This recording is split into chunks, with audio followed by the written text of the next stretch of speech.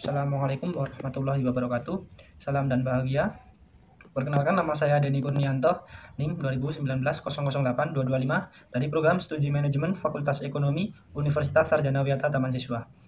Di sini saya akan mempresentasikan hasil dari penelitian saya dengan judul Pengaruh Profitabilitas, Solvabilitas, dan Pertumbuhan Perusahaan terhadap Manajemen Laba pada Perusahaan Makanan dan Minuman yang terdaftar di Bursa Efek Indonesia periode 2017 sampai 2021. Sebelumnya, saya ingin mengucapkan terima kasih kepada dosen pembimbing saya. Yang pertama yaitu Bapak Dr. Gendro Wiono, MM. Yang kedua Bapak Rizal Rinovah, SE, MSc. Dan juga saya mengucapkan terima kasih kepada dosen penguji saya. Kita masuk ke dalam latar belakang. Nah, perkembangan perekonomian di Indonesia saat ini telah banyak menciptakan perusahaan yang bersaing untuk menciptakan keunggulan kompetitifnya. Jadi setiap perusahaan itu memiliki keunggulan untuk mendapatkan pasar di masyarakat, tentunya untuk bisa menguasai pasar. Nah, untuk dapat mengetahui kinerja dari perusahaan tersebut, kita bisa melihat dari besarnya laba yang diperoleh. Permasalahan yang muncul biasanya adanya praktik manajemen laba yang dilakukan manajer keuangan yang bertujuan untuk mengatur laba sesuai dengan keinginan perusahaan, di mana ini akan bisa menyebabkan masalah bagi para pemakai laporan keuangan, terutama stakeholder. Laporan keuangan yang disajikan belum tentu mampu menggambarkan kondisi perusahaan yang sesungguhnya. Nah, biasanya ini akan menghambat atau mengelabui dari para investor yang akan bekerja sama dengan perusahaan. Nah, dalam praktek manajemen laba ini bisa diukur dengan faktor-faktor yang mempengaruhi seperti profitabilitas, solvabilitas, dan juga pertumbuhan perusahaan. Untuk slide selanjutnya yaitu kita masuk ke rumusan masalah.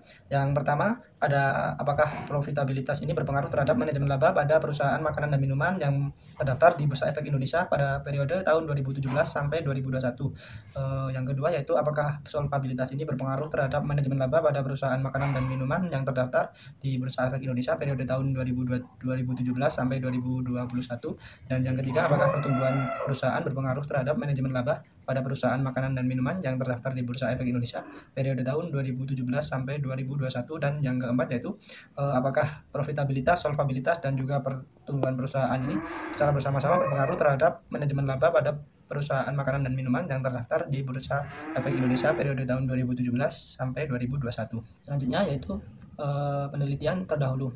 Dari hasil penelitian yang dilakukan oleh Duyarti dan Hasibuan tahun 2019, Dharma et al. 2017, Hairi 2022 ini menunjukkan bahwa profitabilitas berpengaruh positif terhadap manajemen laba. Nah, ini dapat dihipotesiskan, yaitu hipotesis pertama bahwa profitabilitas berpengaruh positif terhadap manajemen laba.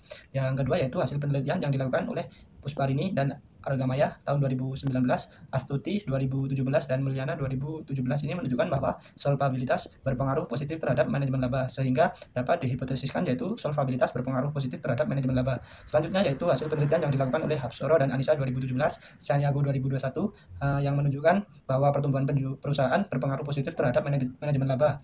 Yang ini dapat dihipotesiskan menjadi pertumbuhan perusahaan berpengaruh positif terhadap manajemen laba. Untuk selanjutnya yaitu ada uji kualitas data yang meliputi ada uji statistik deskriptif, uji asumsi klasik, dan uji hipotesis, di mana uji asumsi klasik ini meliputi uji normalitas, uji multikoleniaritas, uji heterokedastisitas, dan juga uji autokorelasi. Dan sedangkan di uji hipotesis ini ada uji T, uji F, dan juga uji koefisien determinasi. Dan selanjutnya teknik analisis data yang digunakan dalam penelitian ini yaitu regresi linear berganda. Selanjutnya kita masuk ke dalam hasil penelitian. Uji yang pertama yaitu uji asumsi klasik, di mana di dalam uji asumsi klasik ini terdapat 4 uji yang sudah saya jelaskan di awal. Yang pertama menggunakan uji normalitas, di mana uji normalitas ini untuk mengetahui data yang digunakan dalam penelitian ini bersifat normal atau tidak. Dan data yang digunakan dalam penelitian ini bersifat normal dikarenakan nilai signifikan 0,200 atau lebih besar dari 0,05, serta dengan gambar pola yang menyebar mengikuti garis normal. Dan untuk yang kedua yaitu uji multikoleniaritas, di mana dalam penelitian ini tidak terjadi multikoleniaritas dikarenakan nilai VIF semua variabel lebih kecil daripada 10. Dan untuk selanjutnya yaitu uji heteroskedastisitas, di mana tidak ada gejala heteroskedastisitas dalam penelitian ini yang sudah dilakukan dengan uji Gleiser dikarenakan nilai variabel lebih besar daripada 0,05. Yang keempat yaitu uji autokorelasi, di mana dalam penelitian ini tidak terjadi autokorelasi yang sudah dilakukan dengan uji Korkan-Oehrart dengan nilai Darwin-Watson sebesar 1,790.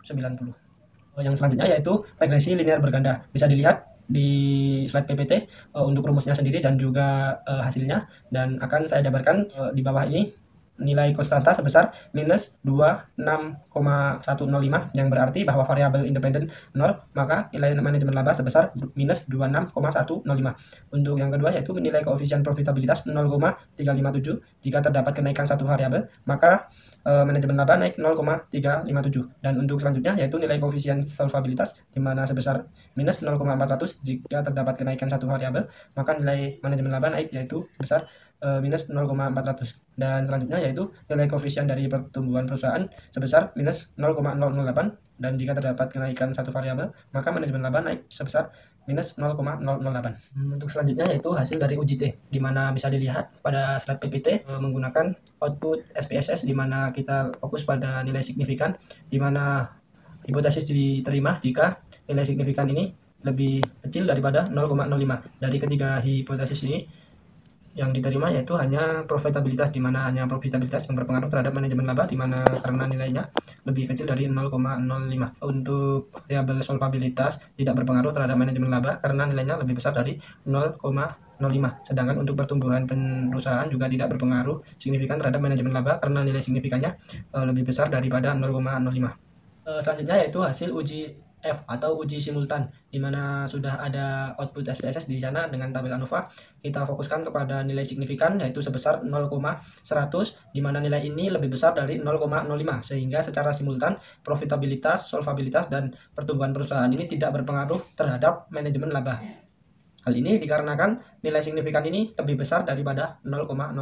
Selanjutnya yaitu hasil uji koefisien determinasi, di mana kita lihat pada tabel nilai adjusted R-square-nya sebesar 0,049 atau 5%. Hal ini dikatakan bahwa variabel profitabilitas, solvabilitas, dan pertumbuhan perusahaan mempengaruhi sebesar 5% saja, dan sisanya 95% dipengaruhi oleh variabel lain yang tidak terdapat di dalam penelitian ini. Selanjutnya yaitu kesimpulan, di mana dari penelitian ini dapat kita simpulkan bahwa hasil penelitian variabel profitabilitas menunjukkan bahwa profitabilitas berpengaruh signifikan terhadap manajemen laba dengan nilai signifikan sebesar 0,033, di mana nilai ini lebih kecil daripada 0,05. Dan sedangkan untuk hasil penelitian variabel solvabilitas menunjukkan bahwa solvabilitas tidak berpengaruh signifikan terhadap manajemen laba karena nilai signifikannya lebih besar dari 0,05 yaitu 0,051. Dan sedangkan untuk hasil penelitian variabel pertumbuhan perusahaan menunjukkan bahwa pertumbuhan perusahaan tidak berpengaruh signifikan terhadap manajemen laba karena nilai signifikan sebesar 0,516.